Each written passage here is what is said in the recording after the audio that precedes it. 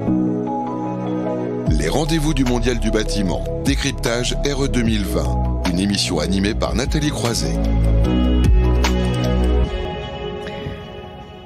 Alors on le sait, la RE 2020 dont on a déjà beaucoup parlé ce matin doit entrer en vigueur le 1er janvier 2022. Elle doit conduire à un changement de paradigme dans les prochains mois. Nous y consacrons donc une séquence régulière chaque mois pour la décrypter. Et le thème ce mois-ci, c'est santé et qualité de l'air intérieur. Comment optimiser la ventilation? Pour en parler, Arnaud Meyer, bonjour. Bonjour. Vous êtes responsable donc technique, ventilation et traitement d'air des bâtiments chez Uniclimat. Alors d'abord, on va peut-être rappeler, parce que c'est une question de santé quand même, les enjeux de qualité de l'air intérieur. C'est ça, puisque aujourd'hui, donc, l'amélioration de la qualité de l'air intérieur dans les bâtiments constitue un réel enjeu de santé publique, puisque on sait tous à peu près qu'on passe en moyenne à peu près 90% de notre temps dans des endroits clos, que ce soit à notre travail, sur notre domicile ou dans les transports. Et donc, il faut savoir que l'air intérieur ne concentre pas uniquement les résidus de pollution extérieure, mais le bâtiment lui-même produit une pollution qui est spécifique et qui est importante et multiple. Donc une pollution qui peut venir des matériaux de construction, des éléments de décoration, mais aussi des produits d'entretien. D'ailleurs, l'OMS estime que l'air intérieur est jusqu'à 8 fois plus pollué que l'air extérieur. Donc voilà, c'est un enjeu qui est très important pour la santé. C'est également un enjeu qui est très important d'un point de vue économique, puisque une étude, un rapport conjoint de l'ANSES, du CSTB et de l'Observatoire de la qualité de l'air intérieur évalue à environ 20 milliards d'euros le coût annuel pour la collectivité d'une mauvaise qualité de l'air intérieur.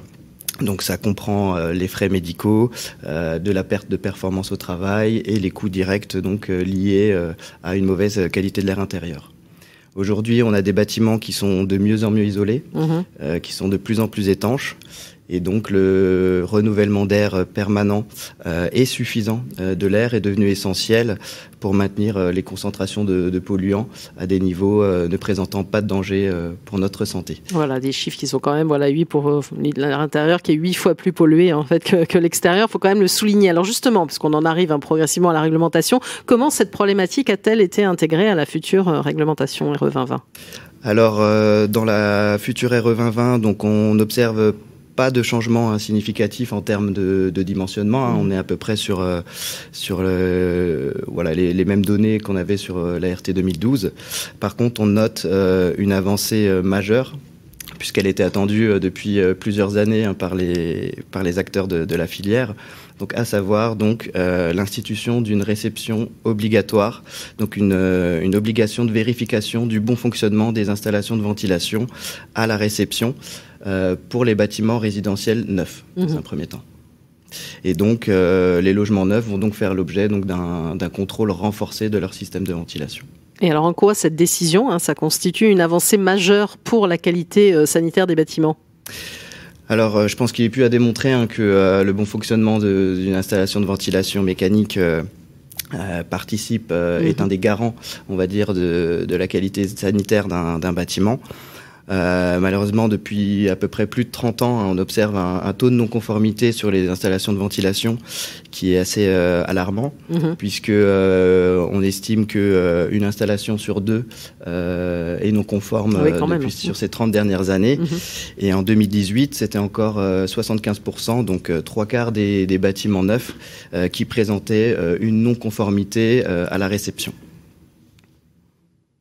Et donc c'est vraiment pour répondre à ces questions finalement qu'on a mis ça en place. C'est en réaction à ce constat un petit peu alarmant que les pouvoirs publics ont décidé d'introduire cette obligation dans la nouvelle RE 2020. Alors il faut savoir un petit peu plus concrètement aussi pour ceux qui nous suivent comment ça va se passer, en quoi cette vérification va-t-elle constituer exactement, qu'est-ce qui sera habilité aussi à le faire, qui sera habilité ? Alors pour l'instant, donc les pouvoirs publics nous ont donné les principes suivants. Donc en fait, on aura deux types de vérifications. On aura d'une part des vérifications visuelles. Donc on va venir voir où sont placées les bouches, par exemple, où sont placés les caissons. Mais également de la mesure de performance. Donc ça va être de la mesure pour vérifier qu'on atteint bien les débits réglementaires. Donc ça va être de la mesure de débit ou de la mesure de pression aux bouches.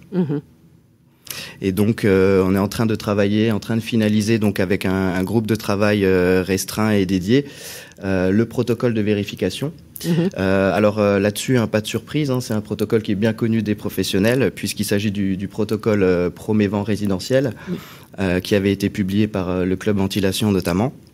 Et donc, ce protocole a fait l'objet d'une actualisation donc en 2021 pour le rendre plus accessible justement aux professionnels et plus facilement réalisable sur chantier. Et donc, elle sera réalisée bien entendu par un opérateur qui sera reconnu compétent par le ministère en charge du logement. Et donc, par opérateur, on entend soit un tiers indépendant, donc un organisme qualifié, qui fera donc les mesures et prendra la responsabilité de la mesure, ou alors une personne formée au sein de l'entreprise qui sera en charge du lot ventilation dans le CCTP. Donc j'imagine que cet opérateur, il devra être qualifié. Oui, bien sûr. Donc pour pouvoir réaliser donc cette vérification, l'opérateur devra passer, vérifier et valider une formation donc reconnue par le ministère du Logement. Alors pour l'instant, on n'a pas encore le détail de ces formations, mais en tout cas voilà, il y aura une obligation donc de qualification là-dessus.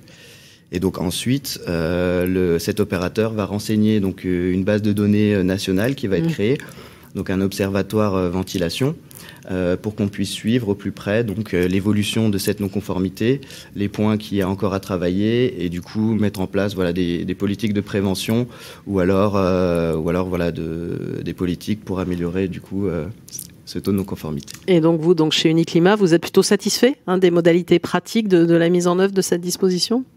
Alors oui, puisque les principes qui nous ont été présentés on les trouve excellents. On pense que c'est vraiment un levier pour justement améliorer la qualité sanitaire des bâtiments et améliorer ce taux de non-conformité.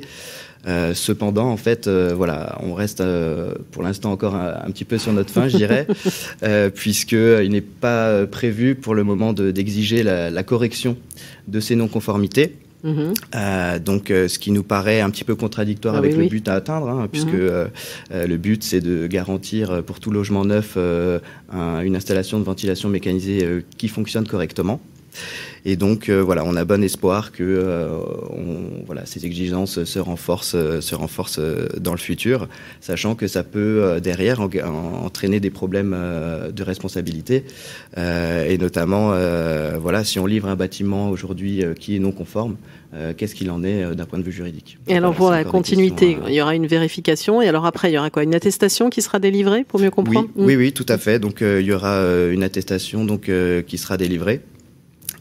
Donc là aussi, on aimerait justement que cette attestation comporte les éléments de vérification, qu'elle soit justement, qu'elle mentionne clairement en conclusion la conformité ou non du système, de l'installation. Et aussi qu'elle soit transmise, et ça c'est important, donc au maître d'ouvrage ou au propriétaire, pour porter à sa connaissance effectivement la conformité ou non de son installation de ventilation.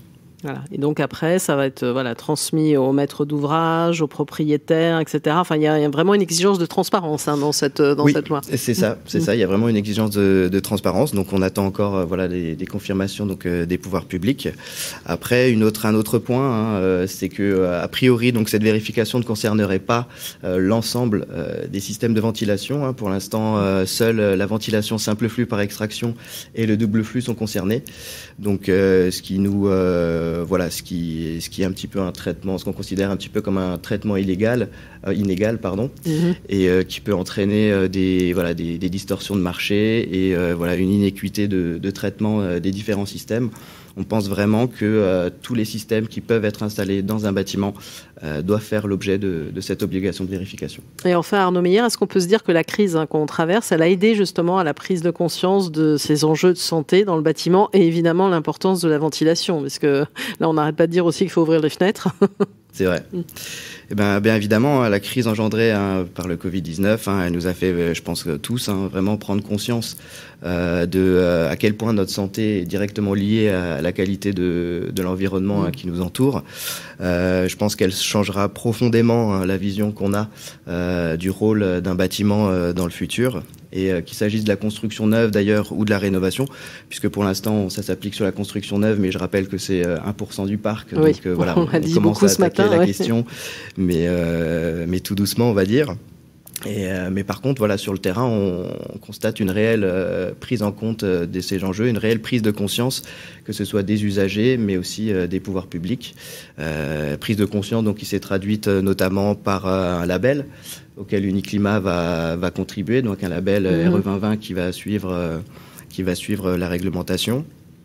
Dans lequel on pourra aller un petit cran plus loin d'un point de vue qualité de l'air intérieur et introduire toutes ces notions de santé. Et il y a aussi le nouveau label BBC Effinergie Rénovation dans sa nouvelle version qui inclut donc une vérification de l'étanchéité des réseaux, mais aussi donc une vérification du bon fonctionnement des installations de ventilation. Ce qui permet de garantir, on va dire, que ces bâtiments labellisés seront sains. Voilà, seront simples. Il y a aussi au niveau européen, on en parlait aussi, il y a une directive européenne. Donc, c'est ça, donc la directive européenne associée à la RE 2020, qui a été révisée en 2018, comprend donc ces aspects de confort et santé. C'est pour ça que on est plutôt positif pour la suite et pour l'avenir. Donc le bâtiment de demain devra être sobre énergétiquement, à faible impact environnemental, mais surtout sain. Et ça, a priori, c'est en bonne voie. Ouais, merci à vous pour ce décryptage important sur la qualité de l'air intérieur. Merci Arnaud Meyer, donc responsable technique, ventilation et traitement d'air des bâtiments chez Uniclimat. On va marquer une courte pause et puis on va se projeter dans l'avenir, parce qu'on va parler de métiers et de formation en se demandant quel sera le CFA de 2035 dans un court instant. Les rendez-vous du Mondial du bâtiment. Décryptage RE 2020, une émission à retrouver et à réécouter sur le site de Bâti Radio.